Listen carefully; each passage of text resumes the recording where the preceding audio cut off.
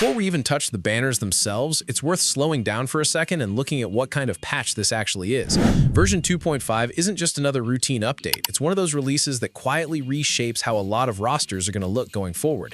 Between a brand new Void Hunter who's clearly designed to anchor teams long-term, a free tank support that changes how tank setups function, and a rerun system that asks you to make very deliberate choices, this patch is less about impulse pulls and more about setting your account up for the future. So before you start spending, let's walk through what's actually on the table and which picks really make sense depending on how you play. But for the spender, quick pause before we continue because this video is sponsored by LOOTBAR, and if you're playing Zenless Zone Zero or honestly any Hoyoverse game, you're gonna want to hear this. LOOTBAR is a global top-up platform that lets you grab in-game currency faster, cheaper, and without the usual headaches, which is clutch when banners are live and you don't want to overthink your pulls.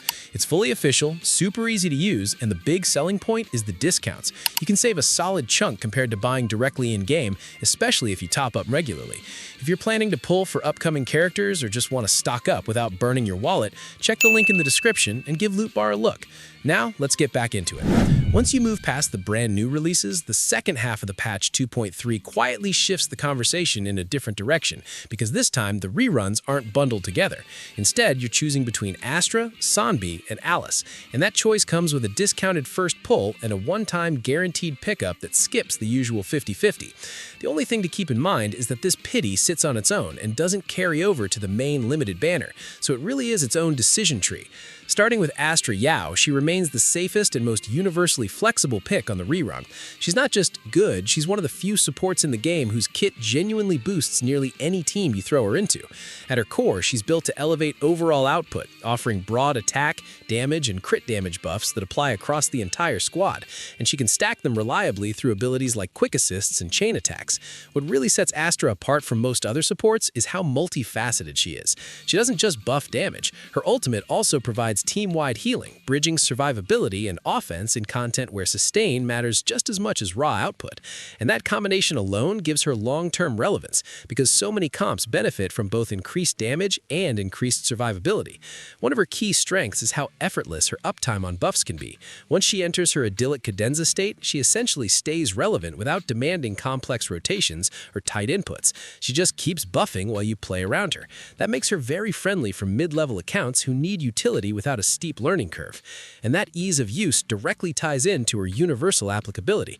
She works in standard attack-focused squads, quick assist loops, dual DPS comps, and even anomaly lineups, something most other supports struggle to do without heavy investment or specific setups. Sanbi's return is a bit more nuanced, but there's still a real value case for her if your roster can support what she's trying to do. At her core, she remains one of the more consistent electric damage dealers, especially in extended fights where her kit has time to fully spin up. Her damage profile leans heavily into sustained pressure rather than short burst windows, which makes her particularly comfortable in encounters where enemies stay on the field longer and you're rewarded for keeping a steady rotation rather than fishing for one huge spike. The recent buffs help smooth out some of her older friction points, making it easier for her to maintain uptime on her key damage states and feel less punishing when rotations aren't perfectly clean. Where she really starts to feel strong, though, is in properly supported lineups. Pairing her with teammates like Trigger or Orphe gives her the energy flow, debuff coverage, and field control she needs to stay active and keep her damage rolling. In those setups, Sanbi can still output very respectable numbers and maintain stable pressure that newer burst-oriented units sometimes struggle to match over longer timelines. And finally, there's Alice, who continues to hold her place as the benchmark for physical anomaly teams. Her entire kit is built around rapidly building anomaly, detonating it efficiently, and then looping straight back into that same pressure cycle, which gives her some of the most reliable damage conversion in the game.